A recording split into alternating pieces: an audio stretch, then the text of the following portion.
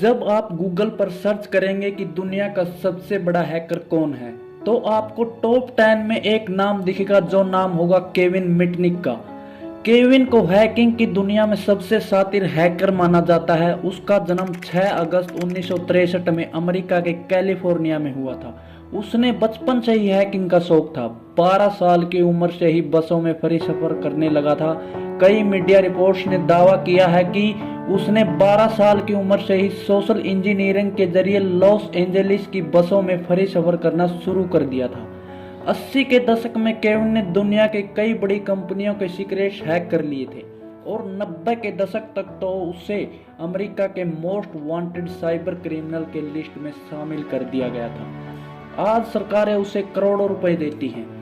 उसने 90 के दशक में नोकिया, IBM, मोटोरोला जैसी कई बड़ी कंपनियों के सर्वर को हैक कर लिया था।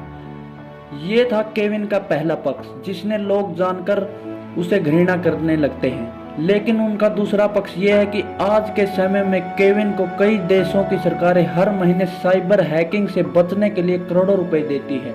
इतना ही नहीं, गूगल, अमेजन, याहू जैसी कई बड़ी कंपनियां भी साइबर हैकिंग से बचने के लिए केविन को हर महीने करोड़ों रुपए देती है। पेंटागन की साइट को भी नहीं छोड़ा था। केविन ने अमेरिका के डिफेंस ऑर्गेनाइजेशन पेंटागन की साइट को भी नहीं छोड़ा था। उसे अमेरिका के नेशनल सिक्योरिटी अलर्ट प्रोग्राम में सेंध लगाने और कारपोरेट सीक्रेट्स को चुराने के आरोप में 3 साल की सजा भी हुई थी। इसके अलावा उसे एक बार और 2.5 साल के लिए साइबर क्राइम के जुर्म में जेल भेजा गया था। कुल मिलाकर कहें तो गैर कानूनी हैकिंग के कारण केविन मिटनिक कई बार जेल जा चुका है और 6 साल जेल की सजा काट चुका है। 2000 में अपने आप को बदलने का फैसला किया। केविन इतना शातिर था कि एक बार जेल से भी भाग चुका था। इसकी जिंदगी एक हॉलीवुड में 2 फिल्मों में भी बन चुकी है। हालांकि साल 2000 में उसने खुद को बदलने का फैसला किया और आज वो एक सफल IT कंसल्टेंट बन चुका है। केविन मिटनिक आज के समय में पब्लिक स्पीकर और सक्सेसफुल राइटर है। केविन आज दुनिया भर के 500 से ज्यादा कंपनियों को IT संबंधित सुरक्षा परामर्श प्रदान करता है। इतना ही नहीं, जिस अमेरिका ने कभी केविन को मोस्ट वांटेड साइबर क्रिमिनल घोषित किया था, उसे आज अमेरिका गवर्नमेंट हर साल साइबर सिक्योरिटी के लिए अरबों रुपए देती है। मिटनिक ने अपने पहले कंप्यूटर नेटवर्क पर अनाधिकृत अधिकार 1979 मई 16 साल की उम्र में किया, जब उसके एक दोस्त ने उसे और के फोन नंबर दिए। यह एक कंप्यूटर सिस्टम था जिसका उपयोग डिजिटल इक्विपमेंट कॉरपोरेशन अपने RSTS ऑपरेटिंग सिस्टम सॉफ्टवेयर को बनाने में करता था। उसने DEC के कंप्यूटर नेटवर्क को खोल लिया और DEC के कंप्यूटर सॉफ्टवेयर की नकल कर ली। इस अपराध के लिए उसे 1988 में आरोपी और दोषी सिद्ध किया गया।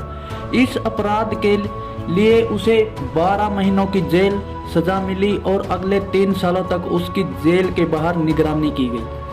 जब उसका जेल के बाहर निगरानी का समय समाप्त होने वाला था, तब उसने पैसिफिक बेल नामक वॉइस मेल कंप्यूटर को हैक कर लिया। गिरफ्तारी का वारंट निकल जाने के बाद मिटनिक भाग खड़ा हुआ और अगले 2.5 सालों तक भगोड़ा बनकर रहा।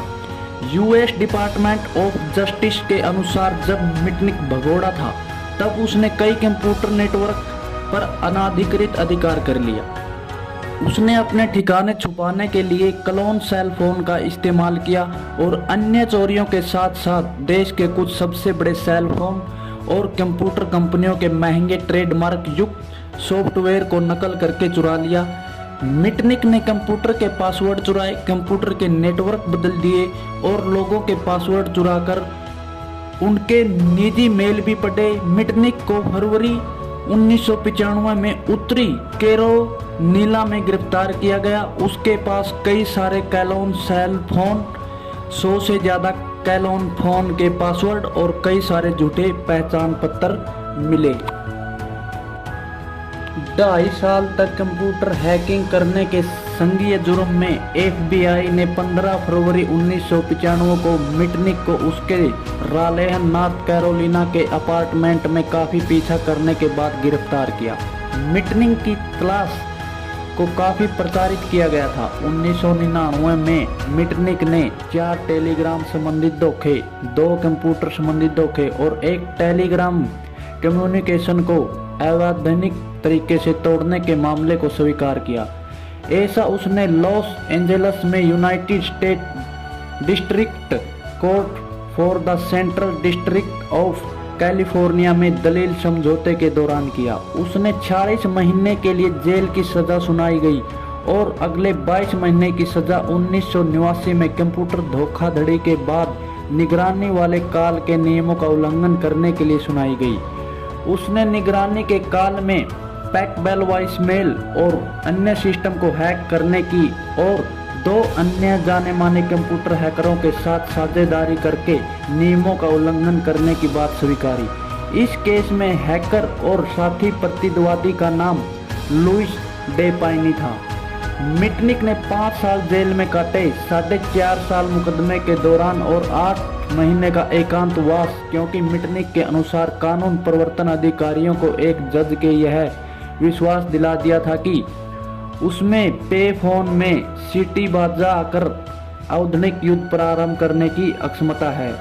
उसे 21 जनवरी 2000 को जेल से रिहा किया गया, निगरानी के दिनों के प्रारंभ में, जो 21 जनवरी 2003 को खत्म हुआ। मिटनिक को लैंडलाइन के अलावा किसी भी अन्य संचार के साधन का प्रयोग करना वर्जित था।